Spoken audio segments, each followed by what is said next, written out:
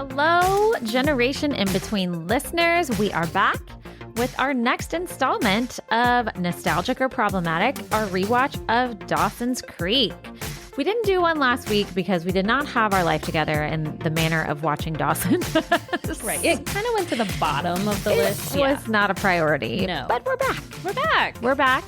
And this week, we are still on season 1. We are now on episode 5, which is titled Hurricane. Ooh.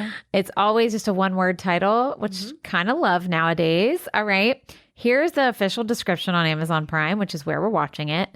Preparations for a big hurricane expose the truth about Mrs. Leary's affair. Is it Miss or Mrs.? Do you know I've never known how to say properly? I would think it'd be Mrs. because she's married. MRS. Like, is MISS is unmarried. MS is... It's like arbitrary. But how do you say that? Oh, how do you say it? Ms. So Miss and Ms. Miss and Two different things. Two different things. And then Mrs. Another thing. MRS. MRS. I, for real, have messed this up my entire 43 years of life. I can never get it right. I always write it wrong. Yes. So I always just write MS because I don't know. So like that's the safe one. When you don't want to assume someone's married or single. Also, we could just go to a society where we say first and last name and we don't need to say that. Correct. But, or we don't have to identify people by their marital status. Agree. Because men are just Mr. Always. No matter what their age. And also then we have the whole misgendering people and all of that that we get into. But we're not talking about that. We're talking about We're really going on a tangent already. I don't know what that means for today. Buckle up for hurricane, y'all. Okay, all right. Go.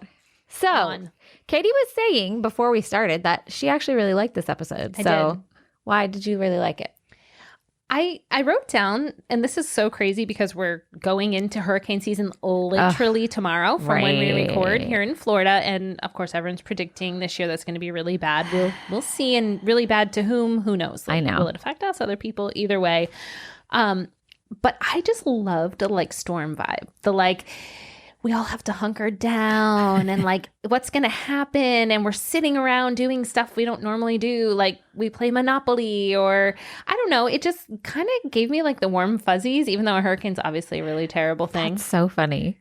Why? Because I am terrified of weather. I was like, I don't want a hurricane, but I would like a hurricane day. Please. I feel that. That just looks so cozy and fun. You know what? I think Hurricane Katrina ruined that for me. Yeah. Wah. Fair. But I get it. I did think it was super hilarious because, I grew up around hurricanes as well. I grew up in Louisiana. Now I live in Florida. But the rest of the country has crazy weather too. Tornado Alley. We lived in Tornado Alley in the Midwest. Then you have blizzards. You got crazy weather everywhere. The funniest thing in this episode related to hurricane, though, while we're talking about hurricanes, was that from the time the episode started until it stopped, there was crazy wind. Yes. There was a storm's coming, but yet there's already crazy wind for 3 days. That's true. The weather was and I felt so funny. This is so film noir school of me, but I felt like the weather was another character. Oh, yeah. In this episode. Right. The rain would beat down at a certain time. And then even the power going out and the darkness was used as a device. And I don't know. I enjoyed the storytelling of this one. I did too, actually. I actually did. Of course, don't worry. Plenty of frowny faces. Oh, yeah. But yeah, I liked this episode too. So let's just jump right in. So just to remind you, in case this is your first Dawson's Creek rewatch episode you're listening to, Katie and I have a very fancy way of ranking while we're rewatching. I do smiley faces and frowny faces in my notes, and Katie does hearts and X's. Yes. Red X's. Yes, red X's, pink hearts. Pink hearts. Usually. Okay. Yeah, usually. So let's just jump right in. Tell me some of your first hearts. I love the first scene where Joey and Dawson are watching, the big box TV about what's going to happen with the weather. So right away, what's going on. But then their pure joy waiting for their school name to be listed as being canceled. And as soon as they were and Cape Side, they were yeah. And I was like, oh my gosh, yes, the joy of that. Or watching the little ticker on the bottom of your TV. For me, where I came from, it was like snow days. Snow days, yeah. And you would just be like watching every school, district, or name go by. And then when they got to yours, it was like, yeah. Yep. I just love that. Yep. I remember those days. I mean, I remember like hurricane day, like getting caught up for hurricanes when I was a kid. Then when we lived in the Midwest and my oldest was in school, we had snow days. So it was like, they same feeling, different weather. And now with virtual learning, a lot of that is gone. I know. And I mean, I'm not saying that's good or bad, because at some point you have to make up the days you don't go. Right. But it's kind of like, oh, like I know. our kids don't even get like whatever. Although in Florida, I will say the governor usually declares a state of emergency in that case. And like, you're not required to like be sitting on your computer in that case. But this concept of everything's just closed down. Yeah. Isn't really a thing anymore. Not for work, not for school, nothing. Because you always kind of have a way to connect. And capitalism. Sorry. Also that somehow. Sorry, I just had to say that. Also in that opening scene, this is related but not related. Joey's shirt in that opening scene, she had on this long sleeve gray shirt and it had this navy and white stripe going down the sleeve. I totally had like a replica of that shirt. Yes. I probably could find a picture of me in that shirt. Like the clothes in the show just continue every episode to bring me that like nostalgic joy of high school. Absolutely. And also in that scene, I had my first line that I liked. Oh, when Dawson is like, Joey's trying to be very like cerebral and Dawson's tired. And so they always have these funny ways of saying they're tired. It's too late for metaphors or whatever. And Dawson says, do you mind if I sack? I'd sack. Do you mind if I sack? And I was just like, wow. And are we just going to like pretend like this is something people have ever said? But I don't know why. It just made me giggle. I liked that. I didn't even pick up on that one. That's so funny. Oh my gosh. Okay. So there's our smiley face and heart. Here's something I noticed throughout the whole episode, and I'm interested to hear your take on this. Okay. And I've noticed this as we've rewatched this show and Can't Hardly Wait and other things. There was plenty of like unrealistic beauty standards and unattainable like ways of actresses looking in the 90s in the media. But I feel like people like movie stars, TV stars just looked more like real people than stars do now. Okay. Like they don't look as polished. Right. They look more like I could see you walking down the street and think, oh yeah, you're a really pretty lady or a pretty man or whatever. But you still look like a real life person. Do you know what I mean? I do. And I mean like middle-aged people looked like middle-aged people. They weren't looking like 20-year-olds most of the time. Most of the time. Even though they had adults playing high schoolers. Whatever. Anyways. You're right. So like if you think of like the two middle-aged ladies, like the main ones, right? Like Miss Jacobs and then Mrs. Leary. Yeah.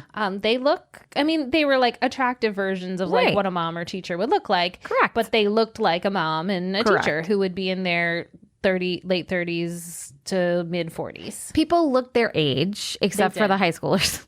Except for the high schoolers. But also, I mean, there was no like expectations of fake eyelashes or contouring or highlight.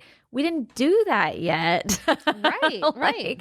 And I felt like even though you had people who were extremely good looking, and of course the standards were like Eurocentric and all of that, I just felt like they looked like more like real people.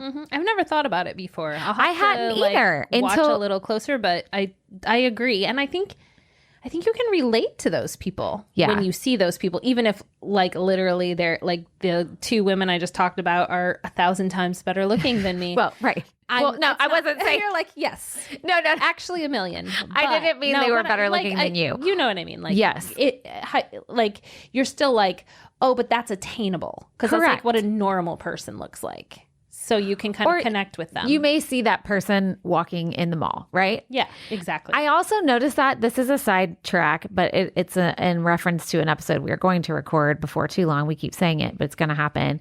I one night I realized that I had access to my stepdad's Paramount Plus account. Okay. They have all the original seasons of The Real World on there. So I went back to season 1 and Troy was watching it with me. And I'm like, okay, that was like the first reality TV show. And they look like real people. Yeah. Well, except for Eric Nies because he was a model. Yeah. But like, they look like real people. Yeah. They have real clothes. Like now reality TV is scripted, first of all. And they all look like, I don't know the word. No, yeah, it's true. I also am wondering, like, if back when, like, Dawson was on, and we have to think about this, did, like, the women, like the middle-aged women, did they look not attainable for that time? Does that make sense? Oh, sure. Because now women in that age bracket that we see in the media are meant to look like 30 or younger. Or 22. But at that time, did the moms on TV look even older? And those were like a younger version of that. And we just keep getting like this beauty standards keep rewinding as we get further along. I guess we could at some point maybe look up other moms on TV shows around that time. Yeah. And what they look like. Anyway, just curious. That was just something really cool. I noticed. I have one in the theme song before we pop in. What? I just kind of like had a little cheer when Paula Cole started singing. Yay. I was just like, yeah, I saw her. And it was something like I've listened to that song since I've seen her, the I Don't Want to Wait theme song. But seeing it with the kids and the show, it just like kind of made me really happy. Because if you didn't listen, guys, we went to 90s Fest and saw Paula Cole. So actually seeing her live and then like hearing it on this like very iconic opening theme, just it was really cool. Yeah. It was a cool connection point. I like that. All right. Okay. I only have a couple more happy faces. Okay. One of them has to do with the weather thing. Like you were saying, it was its own character. I loved the whole dramatic element when the power goes out just as Mrs. Leary confesses her affair to her husband. I have that too. I loved it. I was like, da da da. And also, on that note, this is connected. When the dad says, he goes, "Don't you cry. You don't get to cry." Yes. I was like, yes, Mitch. Yes, Mitch. Because I seriously, like, yes, I would so say that. Like, if I was him, I would totally say it. I feel like this goes along with that. I feel like the writers actually handled that whole affair revelation and like the roller coaster of emotions for both people. Mm-hmm. I think they handled that in a very realistic way. I agree. You know? I totally agree. I felt that when I was watching it too. Because you could and I mean, we've already watched this, obviously, like, and we're rewatching. But as it goes on, like it's a flip flop. Like you want to be mad, but then you're sad, and then you want to be angry at them, but then you remember you have 20 years with this person, and like, and you can see that. And you know, he's sitting in his car, like during this hurricane, because he can't stand to be with her, but then he can't stand to leave. Right. Yeah. Yeah. They did a good job on that. I will say, in this kind of like teeters on maybe bad, like maybe frowny face / X. The violence in this episode was marked. Yeah. Like in that scene, there was a moment where I thought, and it ended up being just like a pure raw emotional reaction, that I thought maybe there was like abuse on the way. And then later, which we'll still talk about, Pacey's brother and him pulling the gun. I was just like, there's a lot of like sort of not toxic masculinity. Well, in the case of the gun, yes, but just a lot of scary male aggression in this episode, kind of as an underlying theme, which I don't really recall from like earlier ones we've watched so far. Of course, like admitting in affairs, like a huge, gigantic explosion. Girl, I'd be breaking some stuff. Yeah. So I'm not saying it's right or wrong, but I was just like, I'm feeling the like undertone of this, but because that's the scene where Mitch, like, which was soul crushing, because that model, he was just that whole scene was a lot, because he had been working on that restaurant model for so long. He was so mad. And I have to say, like, even though emotional regulation is hugely important, when your world literally crashes within just one sentence, I get it. Like, Like you said, it was very relatable. OMG. And of course, like, I don't know, like you kind of can't help when you're watching a show, like putting yourself in that position. I'm like, I would lose my ever loving mind. I would be so angry. Yeah, understandably. And so another smiley face that I had. Yes. More of like an interesting thing is this twist that it's revealed that Pacey's family is in law enforcement. That his Did they not say it before? I don't remember it. Yeah, they have, because he's driven the cop car around. In episodes? Maybe later. I don't know that I've seen it this time on rewatch. Well, maybe not. Maybe. Well, either way, they were being very like upfront about saying his dad was the police chief and then his brother. And I just was like, from an audience perspective, of course it plants that in your head because you're like, oh, right. Is it his family who's going to find out first about this illegal thing that's going on? And I just thought that was interesting. That was just interesting writing, and to bring the brother in the way they did. And then I also had this circumcision discussion. Yes. That I thought was just so funny. There's like a literal hurricane coming to demolish everything. And even Joey's like, none of this matters if we die in the hurricane. And like her sister, why can't I think of her name? Bessie and Bodie. And Bodie's like, we're getting him circumcised. And the Bessie's like, it's torture, you know. And like, I mean, there's arguments either valid side. Either way, yeah. But just the way that they were kind of bickering about this thing, and then they go, we don't even know if it's a boy or girl yet. And I was just like, this is so real. I know. Like the arguments you get in with your partner. Oh, 100%. That, like literally may not matter at all, you know. And I just thought it was really, really a funny thing to put in there. Yeah. Anyway, what else do you have? Those are all my smiles. Oh, okay. I've got a few more. I like the line where Jen is talking to her grandma, and her grandma's like talking about like God and the weather. And she says, oh, Grams, I forgot to tell you, God sent you a fax. And she like goes to this whole thing. She's just being so snotty, but I'm just like, that's just so funny. And I also thought it was good storytelling having everyone at Dawson's house. Oh, yeah. Yeah. Like all, and not just there, but like stuck. Yeah. And the weather's horrible, and then the power goes out and all the things. And then when Jen says the line to Dawson, they kind of are, because, you know, they're still fighting because of the whole, her talking about how she wasn't a virgin and him having a horrible reaction to that. And she says to him, your mother is a good woman. And I appreciated that. Yeah. Because I was like, it's so easy even as an audience member to be like, I know. And here's just this like person being like, yeah, this sucks, but she's a good person. And I liked that line. And then with Joey hiding in the closet.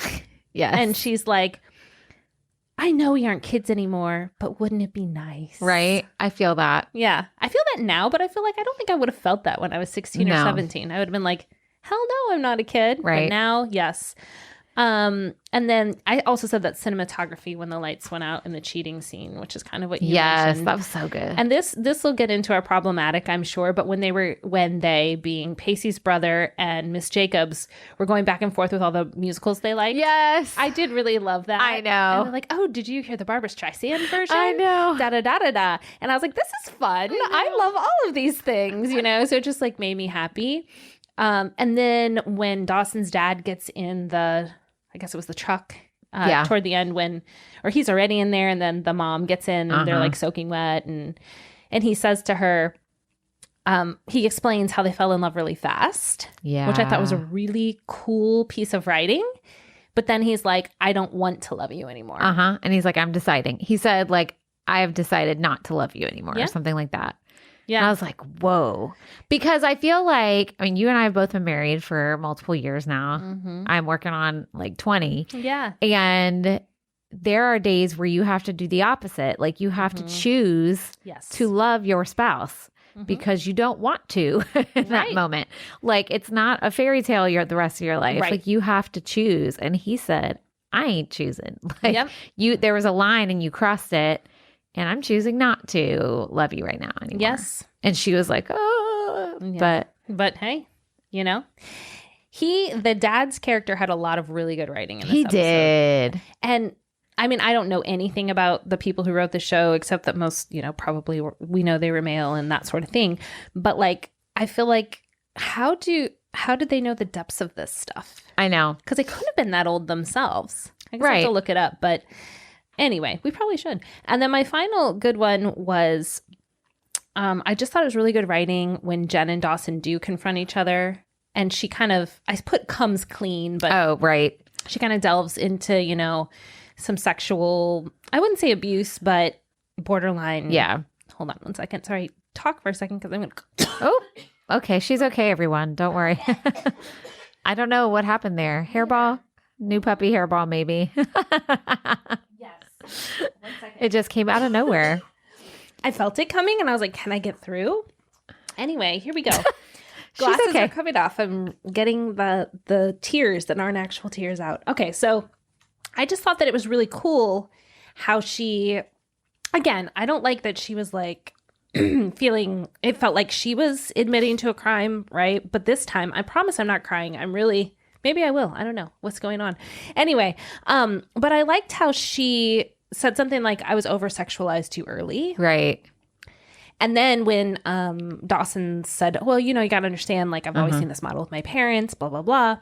How, like, you know, sex is so amazing and sacred. And obviously that's falling apart for him. And she says something like sex doesn't always make you feel good. Or it isn't always right. Or something like that. And I just thought that was really well written. It was. Considering, like, they're talking about the two of them, but you think about all the other sexual situations happening also in the show. Right. And you're like, yeah, that really adds up. Yeah. Before we get into the frownies, I found a little feature. Ooh. And so I took a little screenshot. A feature on Amazon Prime, where you can hit the little button and it tells you trivia about the episode. Where?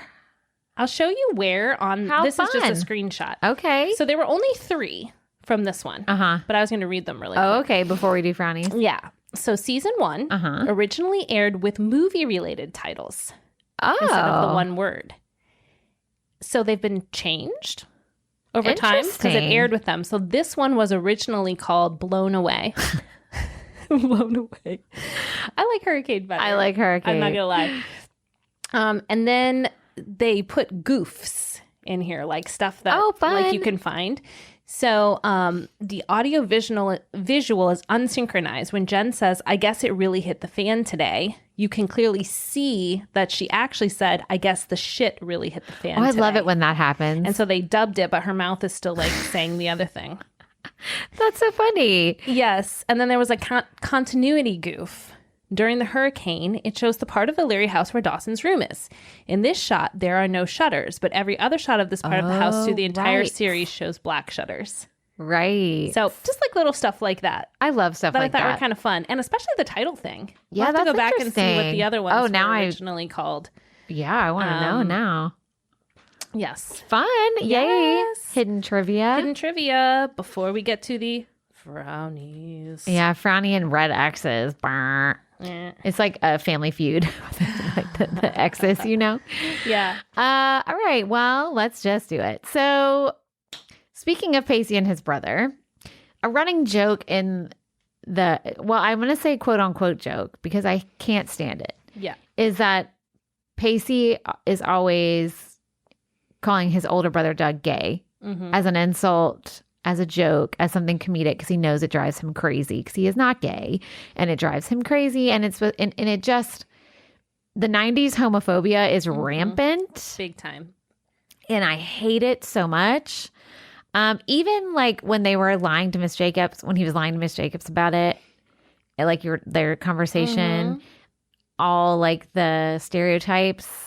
The Broadway stuff. Oh, yeah. Yep. I just, they're seen as like comical and it just bothered me. Yeah.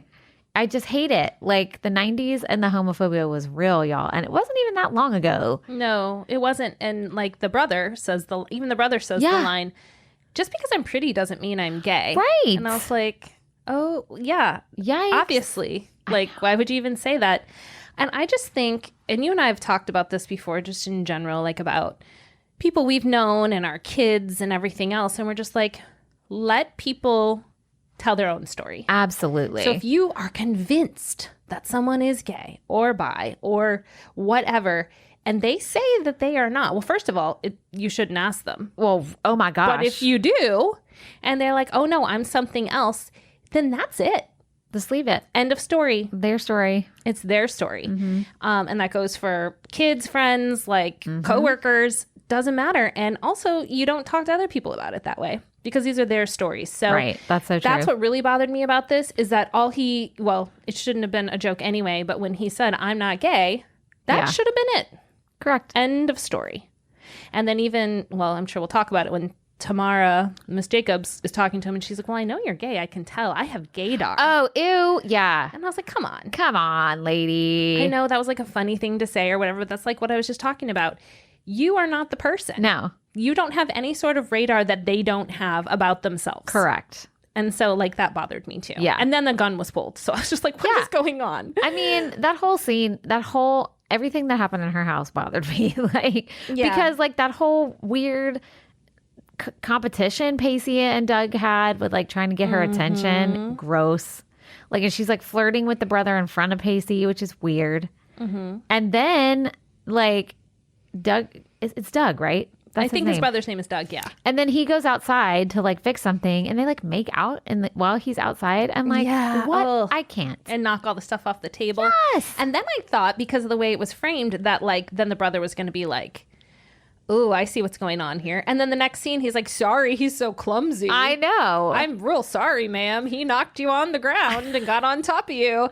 And I was like, what? Like, who would think that? I know. And I even wrote down like their conversation they had after the storm, Pacey and Miss Jacobs. Yes. Here's what it was, everyone. So Miss Jacobs says, we're going to have to end this. It's getting too dangerous.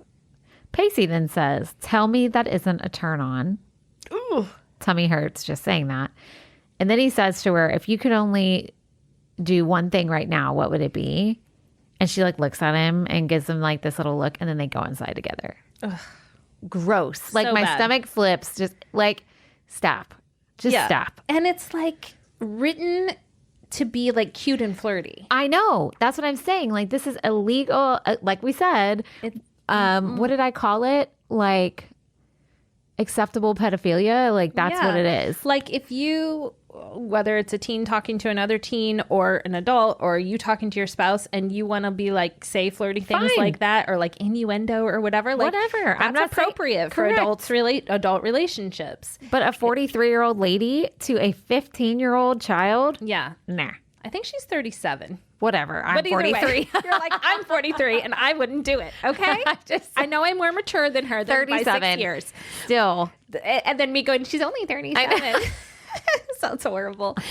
But yeah, that's what I mean. Like it's meant to be like, ooh, that's kind of like sexy or whatever. Like, ooh, no, it's really not. No. I liked when Dawson, I liked the way it was written that Dawson kind of confronted his mom, sort of, because he was being very passive aggressive, which is annoying. Dad's a great guy. Bob's just the anchor man. Like, and so it's like, just say what you want to say, but also you're a teenager. So like, okay. But the only part I didn't like when he kind of eventually like talks to her, because she's talking about how she wants a news award or Emmy award or something. And he's like, the only award you're going to get is a big A on your chest. like the Scarlet Letter reference. Yes. And I was like, I know you're upset, Dawson, but come on. You're better than that insult. Come on, buddy. And she's like, oh boy. Yeah, that scene too, though, I know it was supposed to be cringy and like a frowny face when she's like on the phone with him and in her house with all these people there, not even hiding, people, including your prude neighbor, making those kissy noises. Yeah, I was like, okay, this is stupid. Like this would never happen. You would at least try and be secretive. Yeah, you're not gonna be going. Like you'd be like, hello, Bob, a person I work with. How are you feeling? Good. Okay, see you soon, colleague. Like you wouldn't be like all these things. Not that I've thought about it, but I'm just saying. I mean, she's like the worst sneaky affair person ever. She's horrible. Like she was like making out with him in the hallway at work. Yeah. Duh, she's shocked she got caught anyways. So my only other frowny was and I wasn't going to put it as a frowny. And then I was like, if this was reversed, I'd be so grossed out. Oh. When Joey and Jen, it's very quick. And I think Joey's just trying to be funny and she's talking to Jen and she says something. Jen says something like, oh, I know he's just an average guy or something. And Joey's like, well, the hand to feet size makes me think he's above average. Ew. And then they're like, ha ha ha. And I was like, Like if someone was like, look at her hands, she must have huge boobs, although boobs are kind of obvious. But still, like, I was just sort of like, they're objectifying him. Oh, yeah, for sure. And I think it was just Joey's way of like kind of breaking the ice and making something comedic because she was uncomfortable. Yeah. But I was like, this isn't really funny. I know. Like, should we be laughing at this? About these two young people I know. talking about that? Anyway, that was my only other frowny. Do you have more? No, that was all. I mean, those are a lot. I didn't even know. It was plenty. Ooh, did you guys watch episode 5? If you did, you should let us know by commenting. You can message us on social. We get a lot of messages on there. And let us know if you've watched any of them. I am going to like probably on social comment or whatever when we post about this one. This one was great. Watch this one. So maybe you haven't listened to any of our other ones, but you decide to watch episode 5 per my suggestion. Let us know what you thought about it. And hopefully we'll be doing a lot more nostalgic or problematic. And we're going to continue on with Dawson too. So thank you for tuning in to this edition of Nostalgic and Problematic, Dawson's Creek, Season 1, Episode 5, Hurricane. And we will see you next time. Bye. Bye.